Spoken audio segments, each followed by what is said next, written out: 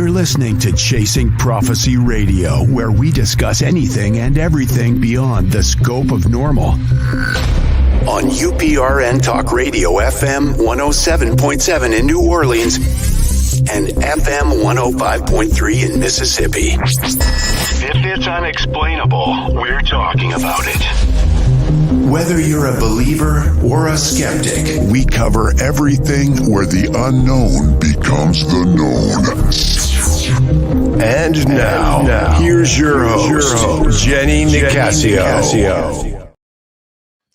Welcome to Chasing Prophecy Radio on FM 107.7 in New Orleans and making sure I'm on 105.3 in Henderson Point, Mississippi, where we discuss anything and everything beyond the scope of normal.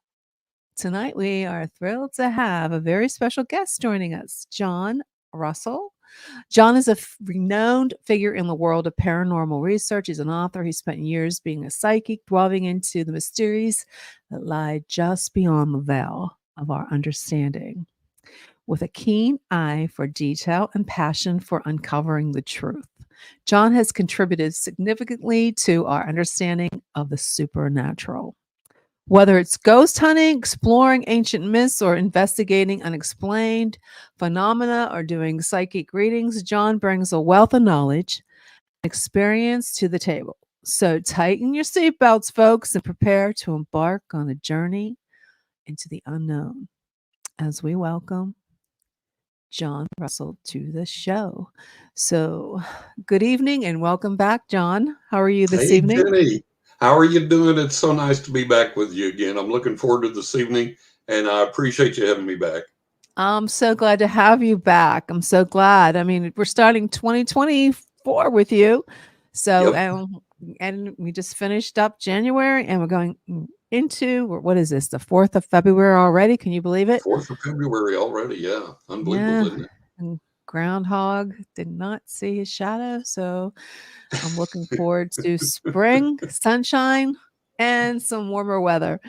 So Yeah, John, so absolutely. tell me, what have you been up to?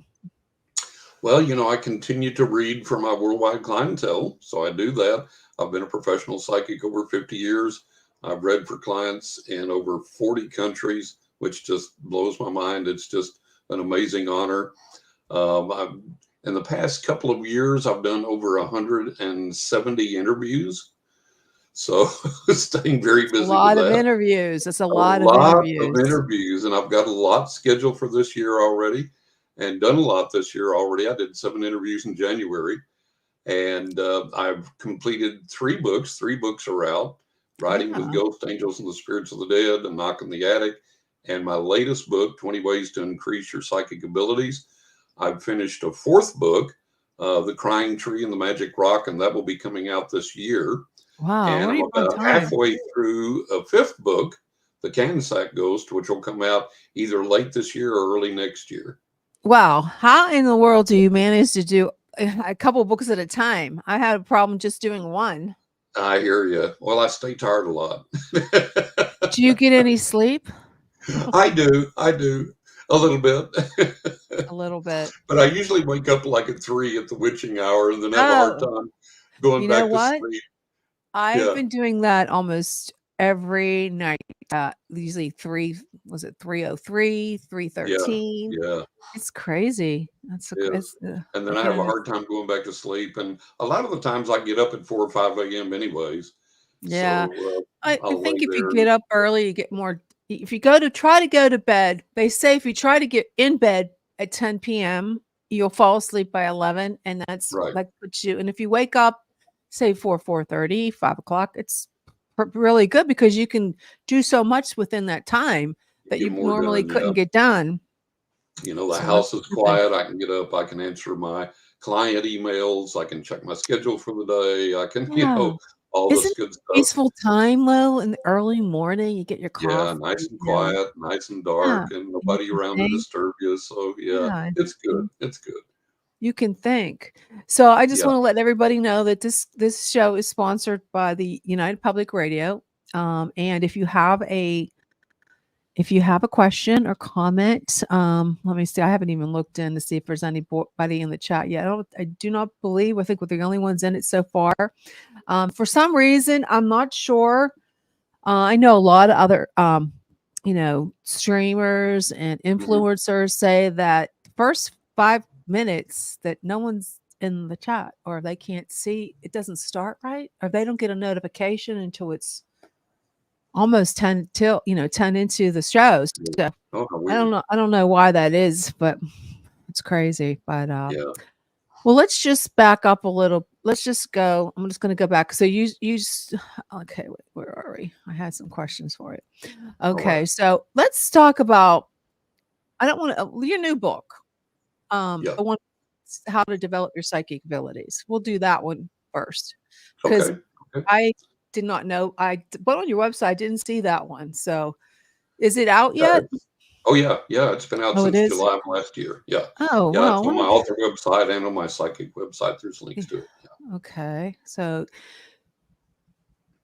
and is Melissa your wife, or is she so That's I was my doing. motorcycle. Oh, that's your motorcycle. You named That's my her. Okay. motorcycle. Yeah. Yeah. Let's talk about your motorcycle first. Okay. I know you. I think. I think that's neat. You named your. Okay. So in the riding with ghosts. Okay. Right. Okay. So you go. It's ghosts and angels, and you talk about the spirits of the dead. Right. So Right.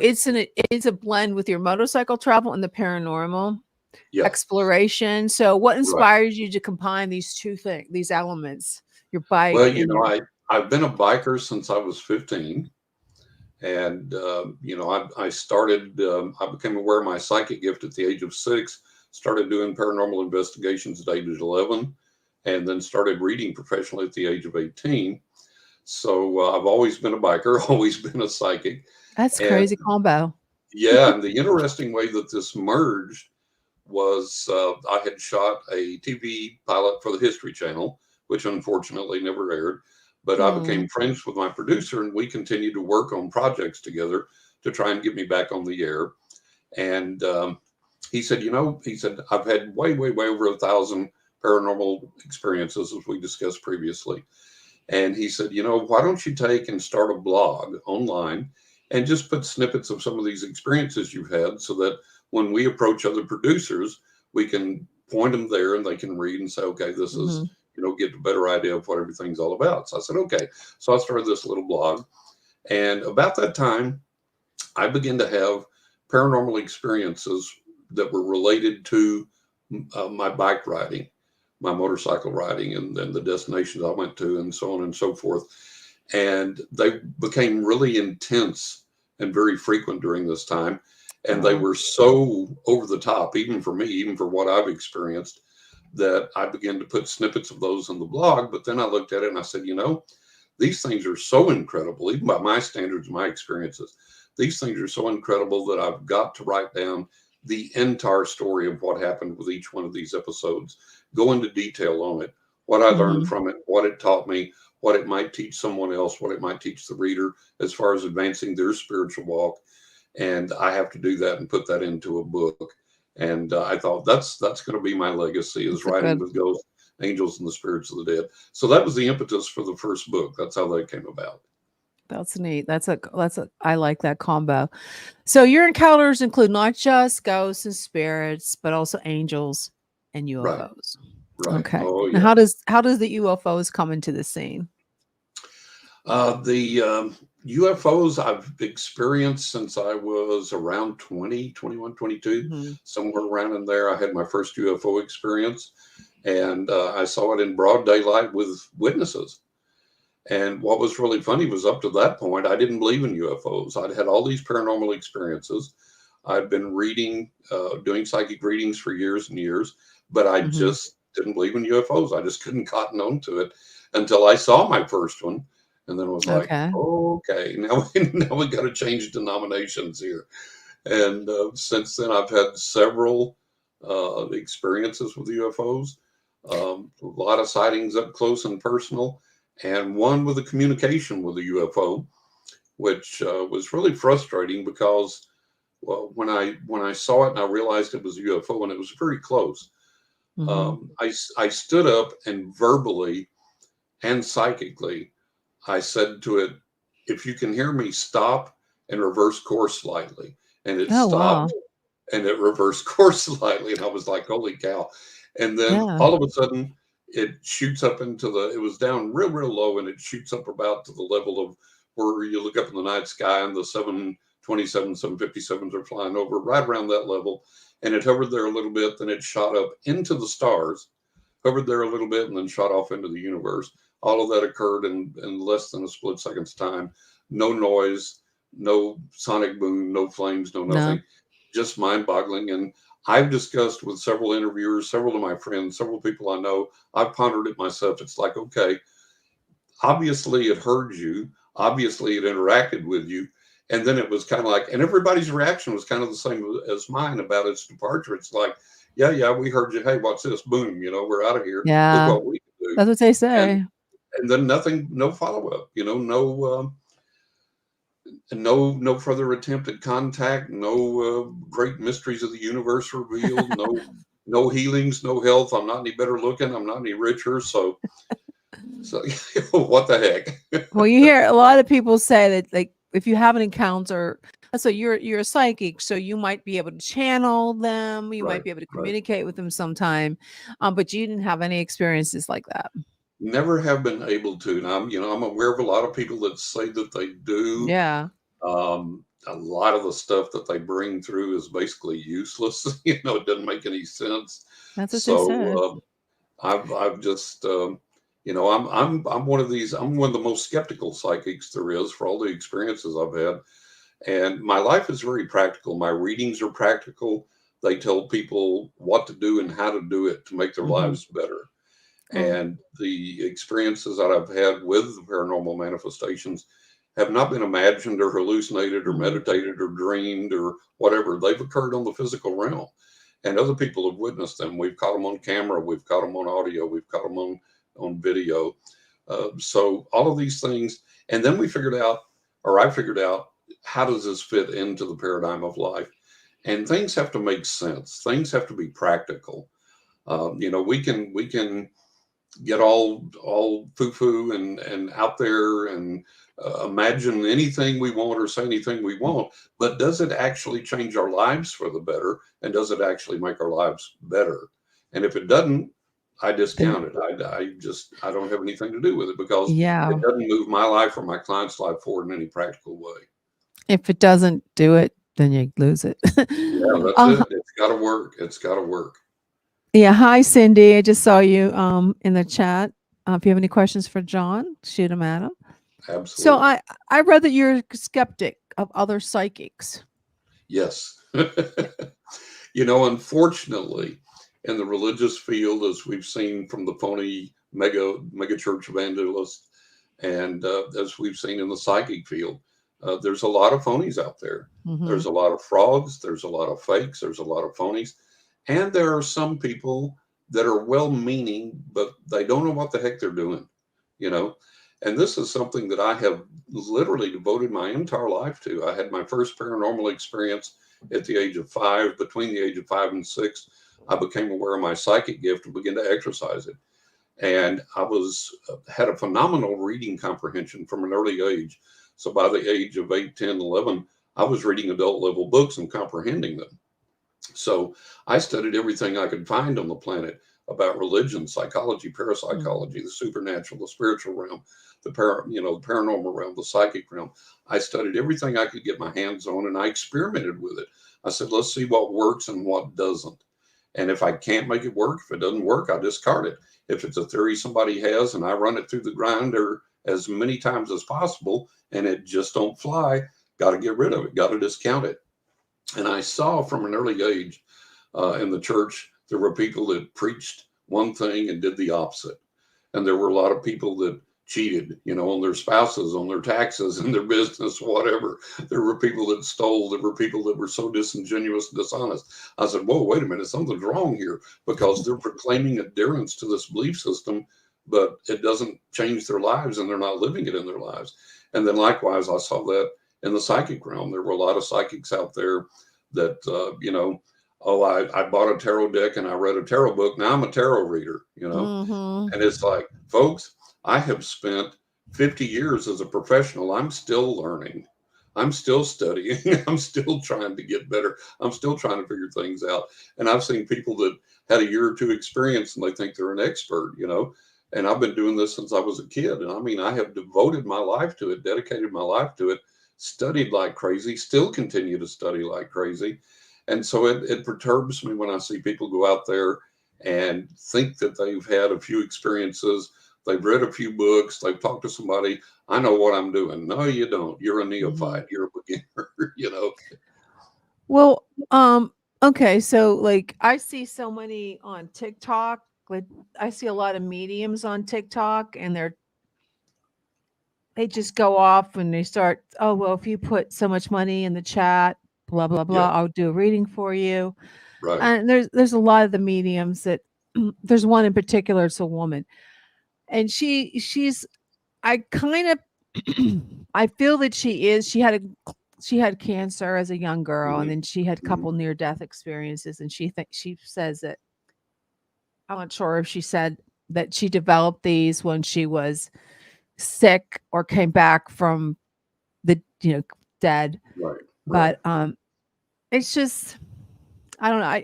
I want to believe that they're sincere, Hmm. but when you go, like if I come to you and I how would you even start the reading? Like, Well, you what just I sit you do, go into a chant, you start to go into a trance, or what oh, good happens? Lord, no, don't. That's armchair stuff. That's bush league stuff. A true psychic, the gift is on all the time. It's on constantly. You never turn it off. You're always aware. You're always able to do a reading. And when I do a reading, I explain to the client there's two things that are going to happen. The other side is going to give me information for you. I'm Mhm. going to write all that down, have that ready to go before our reading starts. Now, the flip side of that coin is the other side sees further down the road than we do, and they see things from a different perspective of importance than we do. And what I mean by that is a woman might come to me and her hot button in the reading might be her romantic life. The other side is saying, screw that. You need to go back to college and finish this degree. So that's their hot button. Okay.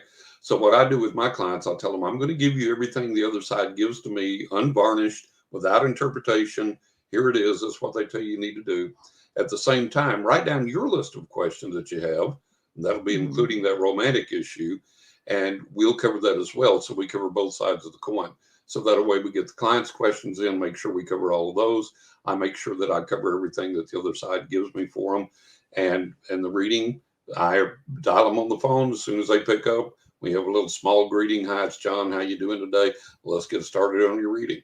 And then depending upon the way that spirit leads me for that particular reading, I'll either ask them to start with their questions or I'll start with what the other side's Mhm. given me and ask them to jump in when they need to. So no special thing. I don't need their birth date. I don't need their star sign. I don't need their picture or anything. It's just, here I am. I've got the gift. Let's go. Let's do this thing. Oh, okay. It doesn't sound too scary. No, not at all. Not at all. That's interesting. Now, so you're not a medium, you're psychic, I or am a do you, medium. I am a okay, medium. so you're a medium too. Yeah, I communicate with Okay. those on the other side. Absolutely. Yeah. Okay. I Now, think any true psychic has to be a medium, and I think any true medium has to be a psychic. I think it's people have tried to separate that over the years, and it doesn't make any sense to separate it because if you're a psychic, you're not only predicting things or mhm, revealing things, you're also interacting with entities, intelligences, beings on the other side to get that information. Your guardian angels, your spirit guides give you that information. So in that sense, you're a medium. If you're seeing something in the vision, I've seen inside people's houses and described the layout of their furniture. Okay, that's wow. remote viewing. That's the new age term for it, the new label for it. It's always been there. It's been called clairvoyance, seeing at a distance, clear seeing. So that's always been there. We just put all these new labels on things. But I've always told people, like, look, if you're a psychic, you should be a medium, you should be this, you should be that. I never put a label on myself and I never restricted myself. So I said, okay, I want to learn how to communicate with the other side. I want to develop my skills in predicting the future better. I want to Mhm. experiment with crystals and rocks. and stones. I want to experiment with pendulums, with dowsing rods, with crystal balls, and I want to see where all that fits into my tableau and what is the strongest thing that I can use and just enhance myself. And, you don't go to the gym and all you do is do dumbbell curls and then you leave and that's all you ever do. You do bench presses, you do things for your shoulders, you do things for your neck, you do things for your legs, you do things for your stomach. And so likewise, a psychic, you should expand and develop as many things as you can and then see where your strengths lie within that. But don't restrict yourself and don't label yourself. Don't say, well, I'm only a psychic. I'm not a medium. I'm a medium. I'm not a psychic. It should all integrate. It should all be there. So your book that it's teaching you, the one book that you're talking about teaches you how to develop your psychic ability. Right. 20 ways to increase your psychic ability. So each chapter, there's 20 chapters, and each chapter has one specific tool or technique in it. What I do is I define that for you in the beginning of the chapter. I tell you what it is. Well, what is this thing? Okay, this is what it is. And then I tell you step by step, I take you by the hand, tell you step by step how to learn that particular tool or technique, and then how to practice it to get good at it, and then the real world application of it, so that it's not just a parlor trick. It's something you can actually use in your day-to-day life to improve your life. And I've gotten feedback from readers all around the world. People are sending me emails and so on and so forth, and communicating with me on Facebook saying, John, I got the book. I tried the things. It works. And the reason I knew that these techniques work, Jenny, is over the years, the other side has taught me these techniques directly. So I tried them, practiced them. I know that they work. And the other thing is there are so many books out there that say they're going to teach you how to be psychic or improve your techniques or whatever. And they are so couched in complex language and complications, and they're difficult to understand. And so I wrote this book in plain, simple language that anybody that doesn't know anything about any of these techniques or the psychic realm, they can pick up this book, understand it, and begin to use it. And the reader feedback has confirmed that. They said, John, you've made it plain, simple, easy to understand, easy to learn, easy to practice, and easy to do. So that was one of my aims. The other aim was to get rid of the superstitions surrounding psychic things.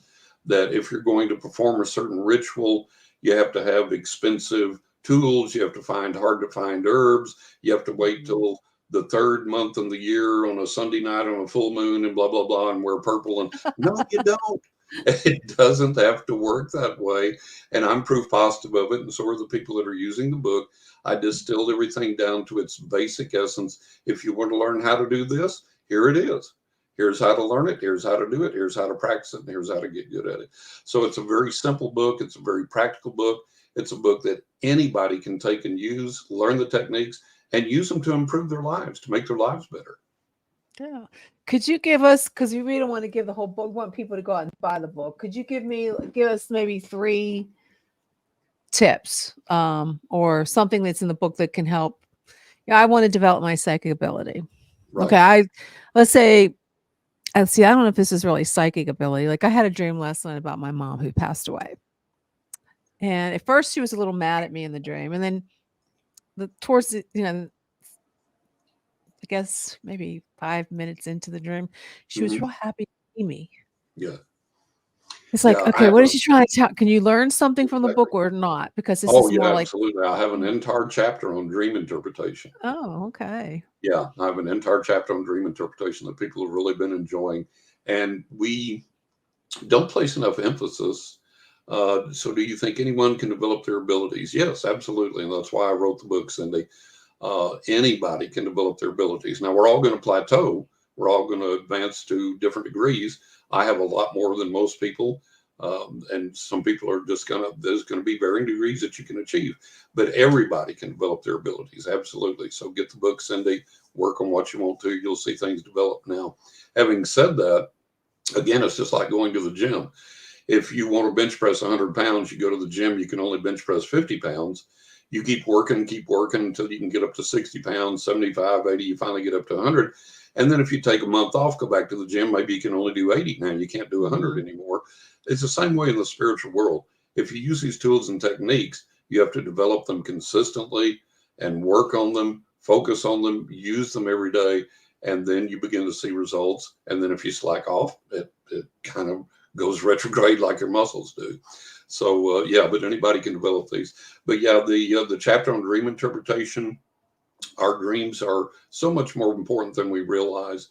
And I teach people in the book how to get information from the other side, how to perform lucid dreaming if you want to, all of these things, and the practical way of dream interpretation, which one of the greatest things that people don't realize about dream interpretation, we're the best interpreter of our dreams, because the other side, through our subconscious and our own subconscious, uses symbols that are in particularly meaningful to us. So what I mean by that is the average straight male, if he sees a red high heel shoe, that's sexy, right? That's hot. Okay. Now, the waitress that's on her feet all day that comes home and has to soak her tired feet, if she sees a red high heel shoe, it looks like a torture device. So two entirely different interpretations, Yeah, because she got torture. tired feet. She don't want to be in a high heel. Her feet are exhausted. They hurt. Yeah. Okay. So two entirely different interpretations. So we're the own best interpreter of our dreams. If I see a horse in a dream, I've had bad experiences riding horses. So to me, that's not going to be pleasant. It may be warning of danger. It may be saying, hey, your life's in difficult circumstances right now. Look for ways to improve things.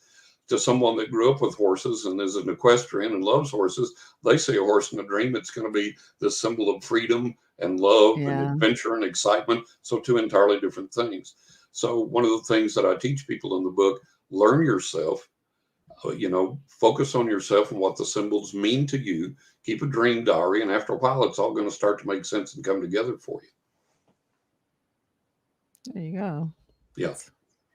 So, okay, so we're gonna go. Let's move on to some other things about ghosts and people who Sure. claim they've seen ghosts. Right. Okay, so making a phone call to a ghost, making a phone call to a ghost is an extraordinary claim. Yep. That's in the Okay. first book. Yeah, that's in the first book. I had a dear friend of mine. He's on the other side now. And we were just best buddies. We were drinking buddies. We were both artists. We both liked all the same things. And we were pretty rowdy.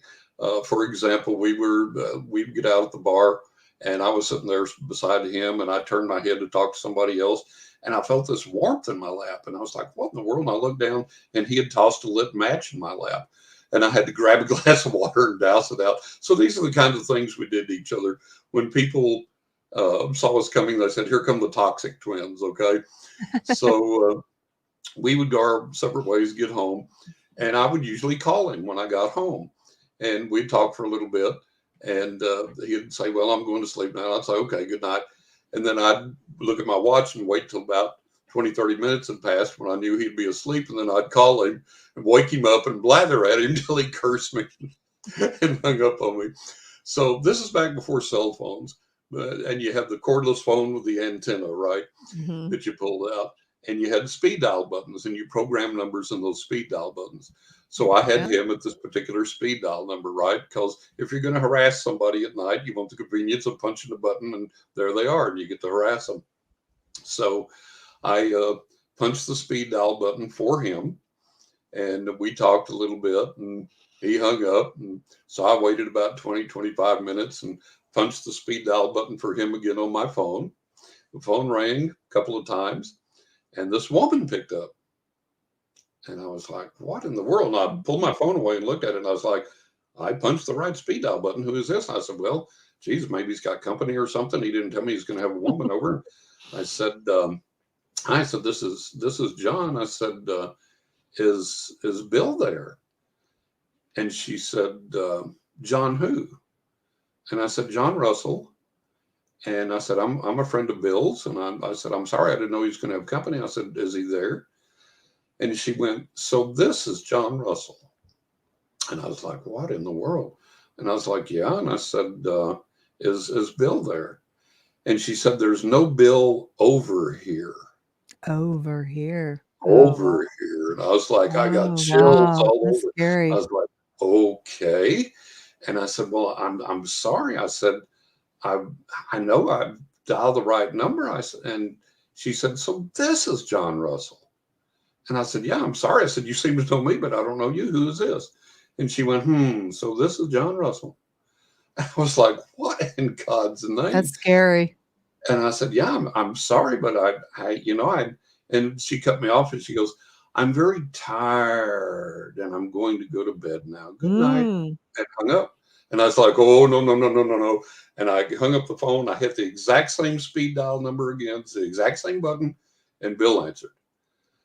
And I was like, Bill, don't think I've gone insane. But between the time I called you previously and the time I called right now, did I call you? Did the phone ring? No.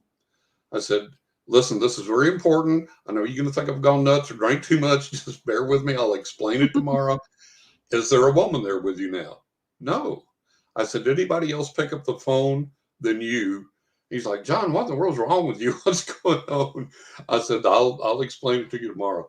So the two possibilities that I got out of that, Bill's wife had committed suicide in that house that he lived in. That is And I thought, spooky. I wonder if she was watching our developing friendship and somehow I managed wonder. to call from the other side, or there's some woman on the other side that knows me and is keeping tabs on me that I don't know who is, and she intercepted the call that night. Yeah, but that was my creepy. phone call to a ghost. That is really creepy. I mean, Yeah, it come was pretty on. cool. It was pretty Yeah, cool. was this have you already developed, you were already a full-fledged, I guess, psychic. So this wasn't like the beginning of something, was Oh no! Everything started when I was 5. So okay, I was up in my 20s, 30s. okay. Yeah, That's crazy. yeah. That's crazy. Now, with encounters ranging from deceased pets to people, UFOs, how do you prepare to protect yourself? I mean, during these paranormal encounters and I've never interactions. had that worry. I've never had that No. concern. I've done, paranormal investigations since I was 11. I've had all these experiences since I was a kid. I've never encountered anything that made me feel threatened. I've never encountered the Exorcist movie version of anything.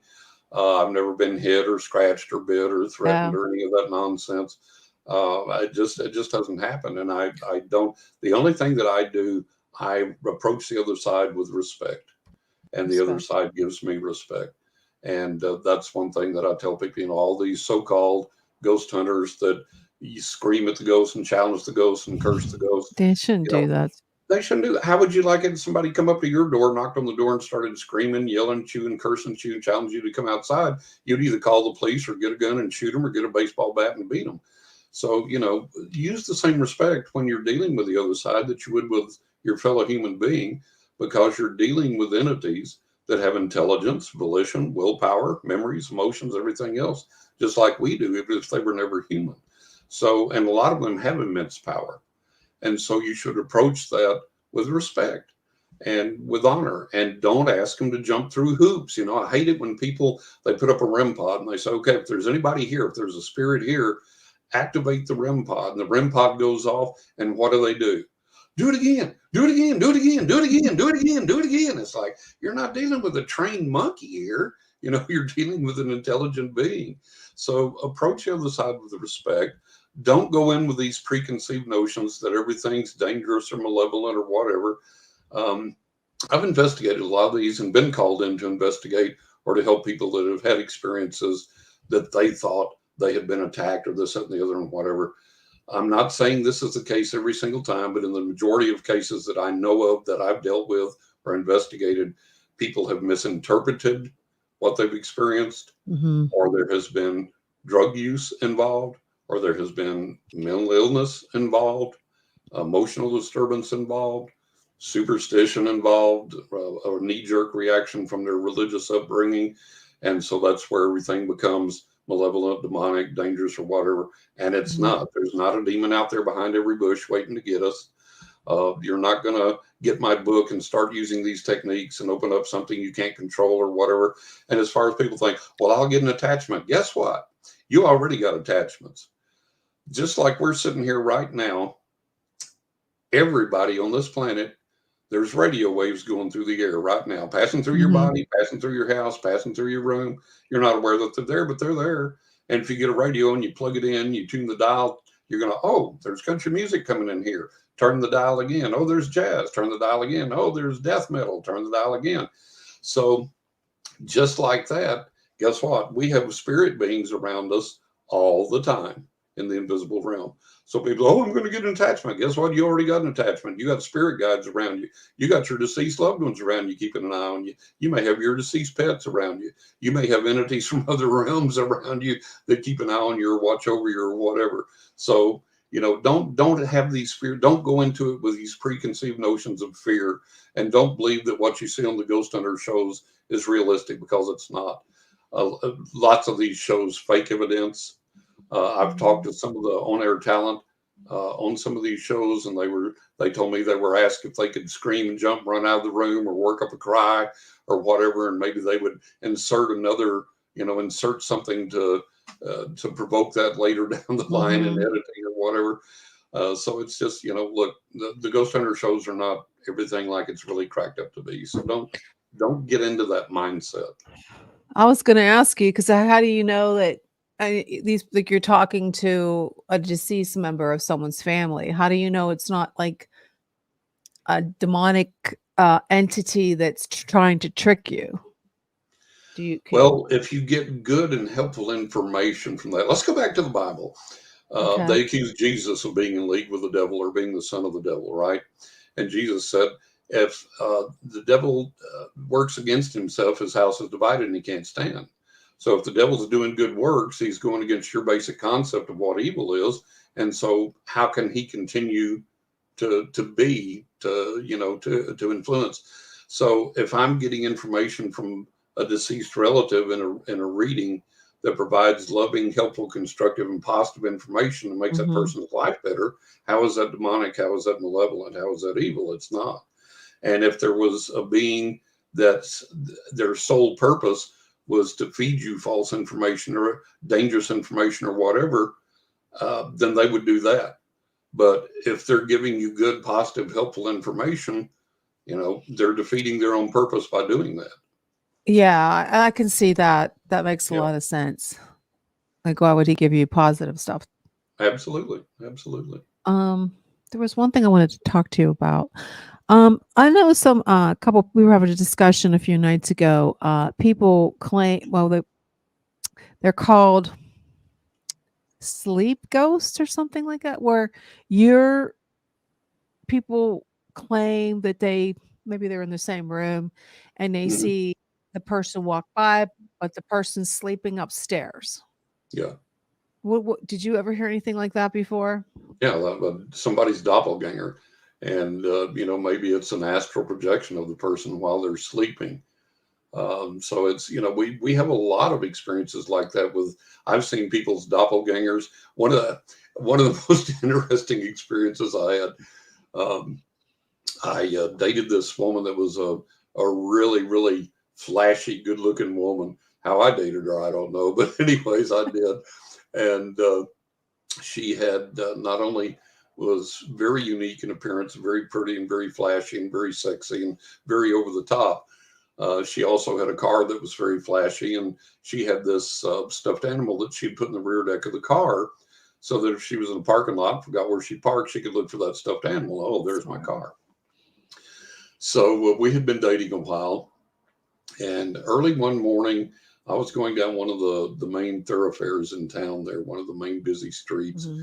And from afar, coming up in the opposite lane, going in the other direction, I saw her car and saw her. And my eyesight was super excellent. I could see her from way far away. And I thought, well, what in the world is she doing out this early? She never got out that early. And I looked and I said, well, maybe it's not her, but I knew it was. And she got closer and it was definitely her. And it was her car. And there was a little stuffed animal in the back on the rear deck. And so I flashed my lights at her and she didn't flash back or look over my way. And I beeped and she kept coming and didn't look at me or anything. I was like, well, what in the world? And she got up right close to me. And it was absolutely beyond a shadow of a doubt her. It was definitely her. There was no question it was her. It was her car. There was the decoration in the back and the rear deck and everything. And she drove past me, and I'm honking and I'm yelling, and she drove past me like with this death grip on the wheel and just staring straight ahead and never even looked over at me and went on down the road. And I was like, well, what in God's name? And so I got on my phone in the car there, and I thought, well, I'll call her and I'll leave her a voicemail, and say, what in the world? Number one, what are you doing out so early? Number two, I honked, I flashed my lights, I yelled at you, I was waving out the window. You didn't even look over. What in the world? You were in some kind of deep study or whatever. So I dialed her, phone rang a couple of times. She picked up. I was like, oh my God, I was speechless. I said, what are you doing home? She said, well, idiot, where else would I be? I live here. What else? What do you mean? What am I doing home? I said, I'm watching your car drive down the road in my rearview mirror right now as we're speaking.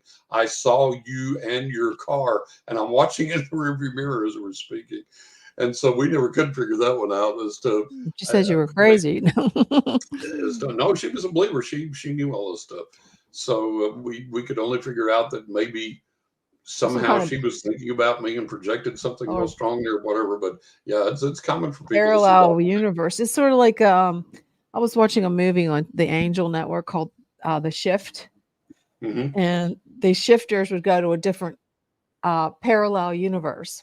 Right. So if that was the case, it would be nice to believe that there are such things that you can go into these, that you can shift in and out of different realities. Right. But then what if you get caught in a reality that you don't want to be? That's always been my thought. It's like, okay, like you really raise your lore or change your vibrations, and you actually go into this other dimension or reality or whatever it is, and there you are, and then you can't get back. And you're stuck.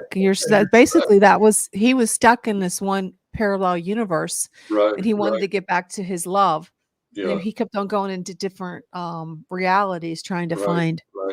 Michael Anthony. If you don't know what you're doing, you don't know how to do it, and you get over there, then I don't think I would want to astro project. I know it's like, what if you do get stuck and you can't get back to where you want to be? And it's like you have to live this alternate life, and it's a pretty bizarre thing. I don't think I would like that to. Kind of, maybe that happens to some of these people, like David Paulides, missing 411, and all the experiences we have in the U.S. Maybe that's what happens to some of these people, is they get sucked into a different reality, and they can't get out. Aren't able to come back. Yeah, because they said that in some of the most bizarre cases, they'll be walking on a path in the woods with somebody, and they'll be side by side, and they're talking, and the person looks over away for like a second or two and looks back, and the person's gone. They're vanished. And so what happens? Why does that person go into this alternate reality and vanish? And my thinking on this was always, let's get a group of people together, psychics and mediums and things that, and metaphysical practitioners, really, and let's go to these spots where they disappeared, see if we can get them back. That would be, why didn't anybody suggest that? I know. I mean, Michael Paulides, he believes in all that UFO, Bigfoot phenomena. Why didn't he try to do something like that to see if you guys could find out where they went? That's what I've always wanted people to be able to do. And, and I have to encourage other people to do it, because I have a gajillion health issues. I'm fixing to be 70, for Christ's sakes, in March. And so I don't have the energy and the youth and everything to go out there and do that like I used to do. Yeah. So, I try and encourage people that have that ability to say, hey, look, here's something we can try, go out there and do that and see if you can maybe bring these people back, or at least get a better clue as to where they went or something. Yeah. Michael Anthony said, do people attach to people through one's own frequency? Hi, Michael. Like twins? I've been on Michael's show as well. Hi, Michael. Yeah, I think that there's a lot a good analogy there, because twins do feel the other one's pain without being there to see it. There's cases of twins being separated by states and knowing what was going on with the other twin, or feeling their pain or whatever. So I think that people do get attached to people of their own frequency like that, or to loved ones. And again, if you're really attached to someone, like seeing the spirit of someone, the ghost of someone that looks exactly like them walk through your bedroom while they're upstairs asleep, maybe they're astrally projecting. Maybe you're just so attached to them that you're seeing what they do in their sleep situation, sleep state or whatever. But a lot of possibilities there. And there's a lot of things, Jenny, we just don't know. There are some things we can hang our hats on. There's a lot of stuff we just don't know. Yes, And so we have to call it speculation when we're speculating, like I'm speculating that these people go into another dimension, that they disappear. May not be that at all, but it seems like the most logical deduction at this point. And I think it's a good starting point to experiment with. Mm-hmm. So your birthday's in March. What you're Pisces or you Aries? Aries. Okay. So you're on the cusp, right? Yeah. Yeah. I don't know. There's just so many weird things that are happening lately too that we can't explain. I know it seems like there's one goofy thing after the other already. Yeah. I mean, I don't know. Somebody on Reddit had posted a picture. I wish I would have the picture of this. It looks like it's the shape of like a alien with a big, the oval, the elongated typical head. Yeah, right. And it sort of looks like a mushroom or a cross between a fungi and a potato. Mm-hmm. Mm-hmm. And I'm wondering if that's the start of something, because it was found in someone's garden, but it looks so much like an alien ET body shape. I wish I had it. And the other side communicates with us, just the spiritual realm in general. There are aberrations in vegetables that are grown that have these definite shapes to them that are very specific. They look like a human or this or that or whatever. And I've seen, I remember in the Black Rock Forest up in New York, where I used to live, there's a tree there that has a literal human brain on it. There's this growth on the tree in the wood from the wood and the bark that's an exact model of the human brain when you look at it, with all the fissures and crevices and everything else. And anybody that looks at it's immediately going to say, "Oh my God, that's a brain." And then there is in the same forest, there is coming off the trunk of the tree way up high and curving over in a flaccid state is a penis with a head on it. And oh my God. And I mean, there's no mistaking it's a penis, and it's just growing off the side of the tree, hanging off over the side of the tree. Well, it must be some kind of weird, like some evil witch turned somebody into something. Yeah, there you go. I'm going to turn you into a tree. So I think the other side, every now and then, in nature itself sometimes says, "Hey, watch this, watch it when people see this." The other side has a sense of humor, and nature has a little bit of a sense of humor in spite of its danger and everything. Oh yeah, look at that. That's cool. Oh, you can see the little face and the little eyes. Yeah, and everything. You see it's all over the internet now. This head, to me, I don't know. I think this is real, but it could be like a potato, but it looks like, look at the face is what really creeps me out. And it's got eyes and a little mouth, and it looks like there's a little ear hole over there. Anything like that before? That's incredible. That's incredible. I love it. Do you see that? Now, people are saying it's authentic. So could it be some kind of alien creature that, like, it was an embryo or something, that, because it's real small. It's not big. Just something from Mother Earth saying, "Hey, I'm giving you a clue here. I'm giving you a hint here," because nature does that. Mother Earth does that, because I believe Earth is sentient. And here's the funny thing. Used to, if you said that rocks and trees and flowers and bushes and whatever had intelligence, and that the earth itself was intelligent, people laughed you to scorn, called you a tree hugger, called you a nitwit, called you an idiot, called you superstitious. Now what's really funny, and I write about this in one of the latest books I'm writing, I write about this now. What's really hilarious is that mainstream science, and in my books, I put the links to these scientific articles and to the scientists and to the scientific websites. Mainstream science now is saying trees not only have awareness, they have memory. They're saying now that plants have an understanding of their environment, of their connection to each other, and of everything that's happening to them. They have an awareness of everything that's going on. and on and on and on. So now science is validating what all the old time metaphysicians and everything used to say when they told us, hey, respect nature, respect trees, respect so on and so forth, because they're alive, they have knowledge, they're knowing, they may even have emotions similar to ours. Yeah, and And I think now they scientists are heal saying too.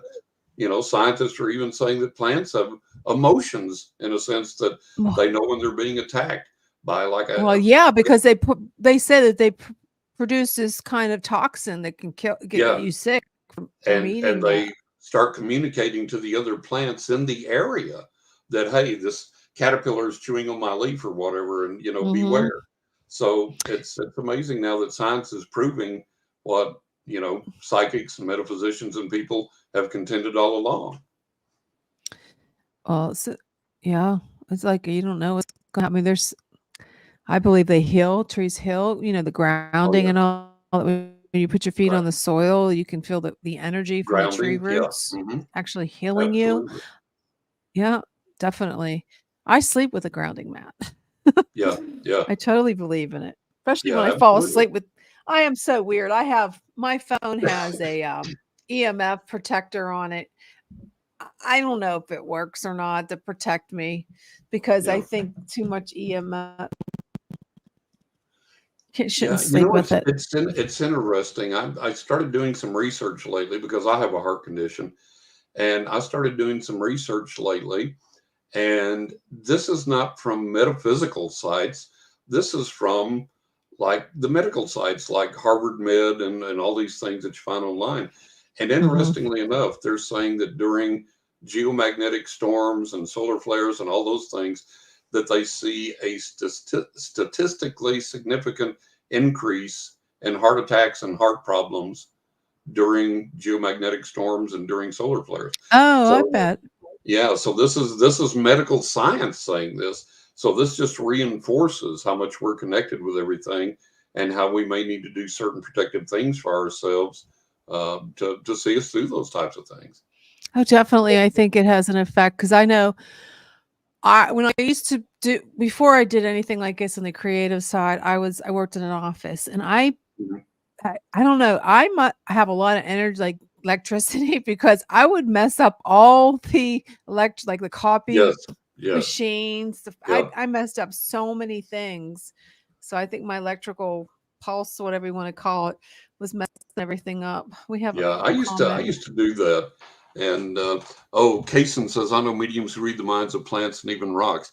Yeah, I've Oh. had a big experience with that, Kaysen, where I have communicated with plants and where I've communicated with rocks. The most interesting in regard to that, and I write about that in one of my latest books that's coming out. There was a rock out in my garden here in the rock garden in my house in my yard that was an apport because I'm an artist and a photographer, so I'm very visual. I knew everything that was in that specific area. I had just looked at it, and this wasn't there. And then the next time I looked, there was this rock, and it's a very, very strange, very unusual rock. And so I got it and brought it in the house, and it began to communicate visually. Oh And wow. the first thing that it did was the surface changed appearance, and it changed appearance in the most startling, bizarre way. There was um, faces that begin to appear in profile and silhouette all over the surface of the rock, Oh and then cool. these speckles begin to appear, and then my name appeared, and then this sigil that I developed and used appeared on this rock. And then that all vanished with the exception of my name, and my name is still there on this rock. And then it's done various other manifestations. And I was sitting in the living room one day, my wife and I were watching TV, and I had the rock there beside me, and the surface was completely clear except for my name on it that had appeared. And I had ordered this crystal, and this crystal came, and I got the crystal, and I was massaging the crystal, touching the crystal, getting used Mhm. to it. And the rock developed these white blotches, these white Mm, polka dots all over it, all that's over ins its the entire thing. And I showed it to my wife. I said, look at this. Look, this was clear before. Look at this now, and it's covered with polka dots. This has to be an acknowledgement and a reaction to this crystal.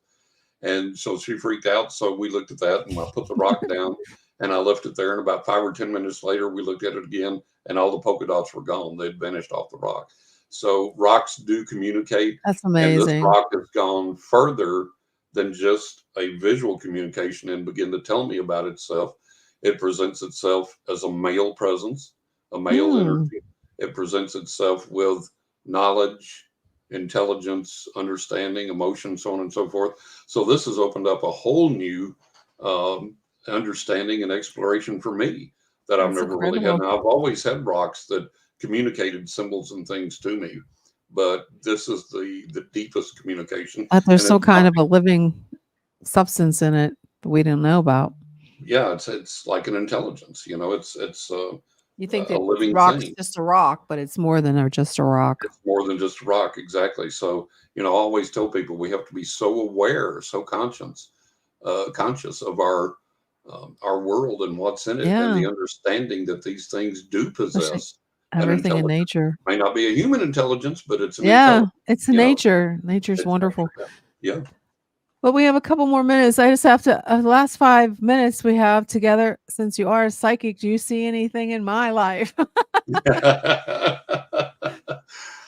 I think it's gonna be a little topsy turvy for you this Oh, year, great. and it's gonna be kind of a do I zig or zag here? And I think the main thing is, rather than trying to deal with every option or variation or whatever comes your way, stay focused with your main focus and just keep moving toward that. And don't try and adapt to or deal with each little variation or problem or thing that arises or comes along. Just kind of ignore that and keep focusing on moving forward toward your main focus and your main goal. Because all these distractions are going to come up, and all these things are going to come up that if you focus on them, they're going to take you off the path. And what you need to understand for this year is, just because something shows up in your life, don't mean you have to give it attention and deal with it. You can ignore it and just keep going toward your goal for the year. Do you see any one specific goal I should have instead of going off in so many different directions? I think focus on deepening your spiritual walk and your spiritual work and doing what you're doing here with the show. And I think that has to be the main thing for you. And develop things that are meaningful to you, that have real significance for you. Sounds good. So, where should people find your information? Where can they go to find information on your books, your readings? Okay, if they want a reading or more information about the psychic aspect of myself, go to johnrussell.net. And there's 2 S's, 2 L's in Russell, johnrussell.net. And if you want more information on the books, go to johnrussellauthor.com. So it's .net for the psychic, .com for the books, johnrussellauthor.com, and then johnrussell.net for the readings. Well, there you have it, folks. So, thank you so much for joining me today. Oh, It's Jenny, such I've a enjoyed it. pleasure. Thank you for having me back. It's been great. Been a joy talking with you again. I hope all the listeners enjoy it. I hope so too. And it was a pleasure having you on again. Will you Thank you. take care and enjoy the rest of the year and with many healthy blessings?